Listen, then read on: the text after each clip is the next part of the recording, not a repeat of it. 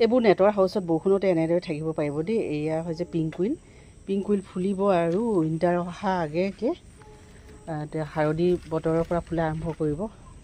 যেতিয়া পূজা বতৰ আহিব তেতিয়াৰ পৰা পিংক কুইল ফুলা আৰম্ভ কৰিব।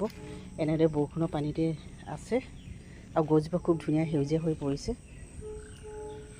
যথেষ্ট পৰিমাণৰ আছে। এতিয়া ফুলিব শাৰদী। আৰু এয়া হৈছে এইটো কি নাম, ইপিচিয়াবোৰ এতিয়া বাৰিষা ছিজনত এনেকৈ খুব ধুনীয়াকৈ আমি পিটনীয়াৰ দৰে ফুলাব পাৰোঁ। ইপিচিয়া এতিয়া মানুহবিলাকে খুব বিচাৰে। ইয়াৰ পুলিবোৰ পাব, পিংক পাব আৰু ৰেড পাব। পিংক আৰু ৰেড দুটাই আছে দেই। আৰু হৈছে এইটো কি পিকক জিঞ্জাৰ ক'ত সোমালে নাজানো। আৰু